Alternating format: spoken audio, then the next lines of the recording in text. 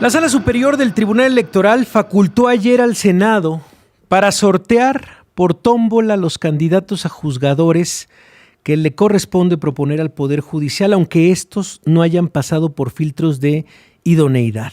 La rifa se hará este viernes, esto lo informó el presidente del Senado, como lo acaba de escuchar, Gerardo Fernández Noroña. Las bancadas opositoras del PAN y el PRI no validaron la decisión.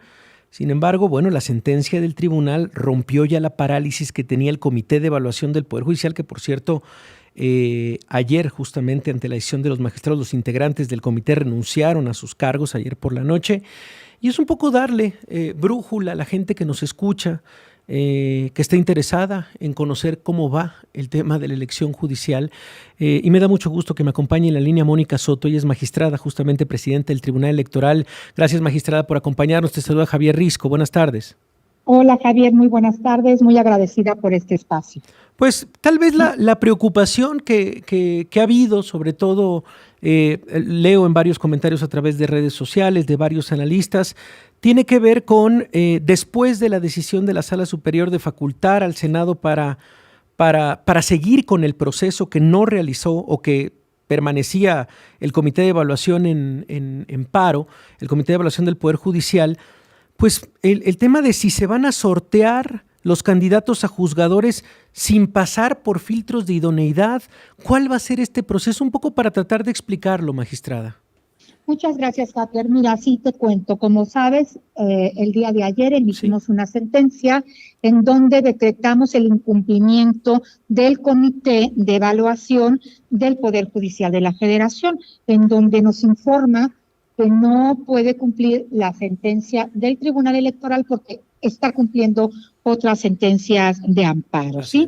Nosotros decretamos el incumplimiento y te quiero comentar que hubo aquí un acuerdo de la presidenta de la Suprema Corte en donde emite medidas cautelares para proteger a los integrantes de este comité para que no vayamos a emitir alguna sanción en contra de ellos, ¿sí? Pero en este mismo acuerdo, la presidenta de la Corte dice de manera textual que no está parando el proceso electoral ni la actividad jurisdiccional del Tribunal Electoral, ¿sí? Entonces, en este sentido, nosotros enviamos ante la negativa de este comité, que como tú bien lo dijiste, ya está disuelto, ellos renunciaron el día de ayer, enviamos al Senado de la República para que haga el trabajo que le faltó hacer o parte del trabajo que le faltó hacer a este comité y que tiene que ver, con algunas etapas que se están obviando porque ya no da tiempo de hacer, porque esto tenemos que tener esta insaculación, la lista la tenemos que tener al 31 de enero, que es cuando terminaba el trabajo del comité, para que después se hiciera la insaculación también por parte del comité. ¿Por qué lo enviamos al Senado? ¿Sí? ¿Por qué? Porque el Senado, según la convocatoria en donde se instauran todas las reglas para estos comités, dice que el Senado será quien definirá todos los aspectos que sean extraordinarios, ¿no? Por eso es que lo enviamos allá. ¿Qué va a hacer el Senado?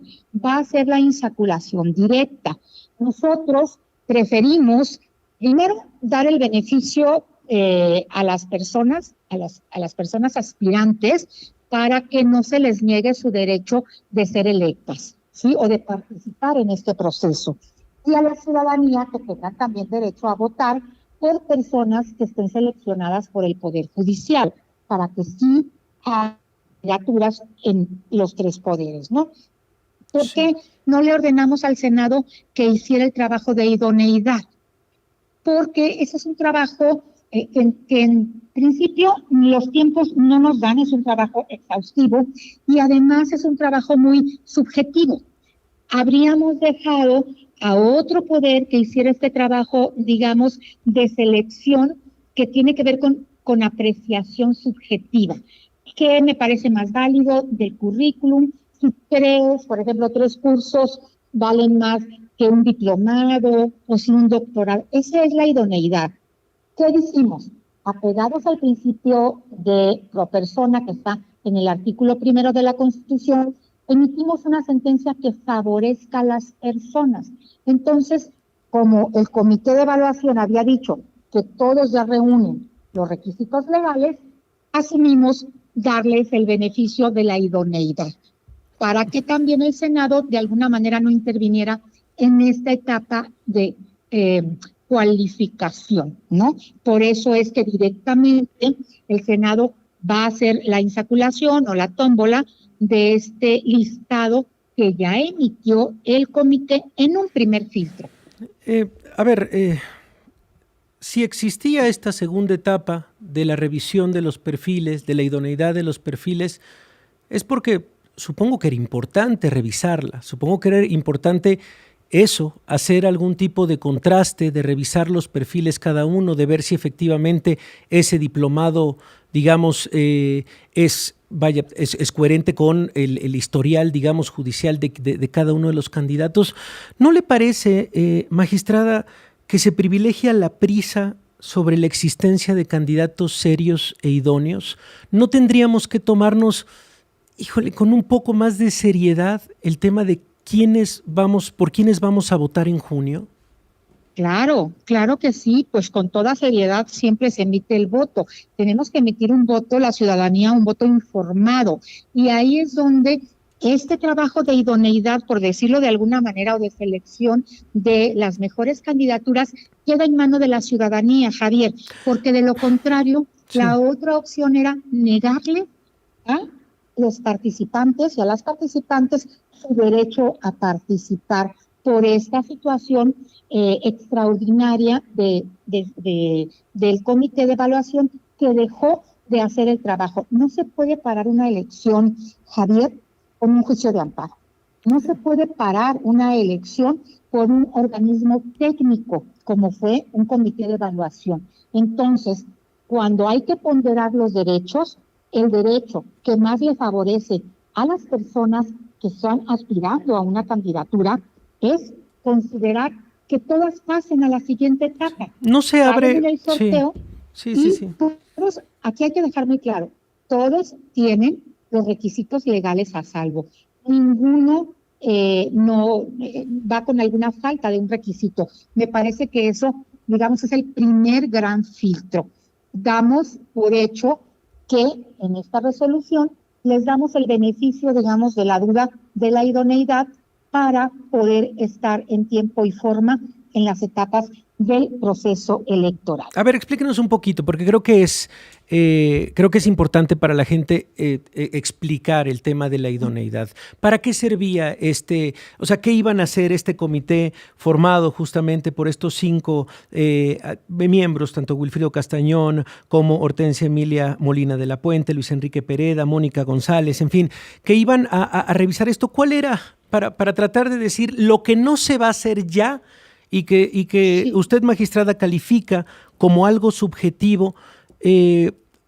¿Por qué se tenía? O sea, si era algo subjetivo... Era otro filtro, ajá, exacto, era otro filtro y, por ejemplo, el Poder Judicial había organizado este comité su preselección diferente a los otros poderes. Iban a hacer un examen de admisión, y tenían otras entrevistas también. Eso es lo que no se va a hacer, sí, porque aquí es o dejarlos sin ningún derecho o darles el derecho de participar tomando en cuenta que reúnen los requisitos legales. El tribunal está para garantizar el ejercicio de los derechos de todas las personas, en este caso los derechos político-electorales. Y ante la disyuntiva asumimos un criterio pro persona, que es el criterio que dice que ante cualquier duda le vas a aplicar al justiciable, al quejoso, o la norma que más le favorezca. En ese sentido es que actuamos con un criterio maximizador de los derechos fundamentales, porque la otra era cortarlos y dejarlos fuera. Me parece que eso sí sería, por supuesto, muy lamentable para este proceso electoral. Ahora, sí, el Senado va a hacer esta selección con la tómbola. ¿Me permite un segundo, magistrada? Vamos a ir a una pausa porque nos corta el corte comercial, pero regresamos. 3 de la tarde con 38 minutos. Le agradezco a la magistrada presidenta del Tribunal Electoral, Mónica Soto, que esté en la línea. Y leía, magistrada, lo que decía el propio Arturo Saldívar, ministro en retiro. Hablaba del Comité de Evaluación del Poder Ejecutivo, del Poder Ejecutivo, y también de lo que suceda también en este Comité de Evaluación en las distintas etapas. Y decía, ser un buen juez no basta saber derecho, ser un buen juez antes que nada es ser una buena persona, ser una gente sensible, una gente que tenga empatía con el pueblo y que tenga empatía con la justicia. La segunda etapa de selección, que es la que ya no se va a hacer, se evaluará la probidad, honestidad y fama pública de los aspirantes. Es un tema específicamente que tratará de hacerse la trayectoria académica, de revisarla, la profesional, la fama pública, el ensayo presentado, la honestidad de los aspirantes en las entrevistas públicas. Todo esto que presumía el propio Arturo Saldívar ya no se va a hacer por cuestión de tiempo, porque ya no da tiempo para hacer toda esta segunda etapa, magistrada. Mira, te comento lo que dice la Constitución y la convocatoria, ¿no? Son varias etapas y la primera me parece que es importante dejarlo muy claro.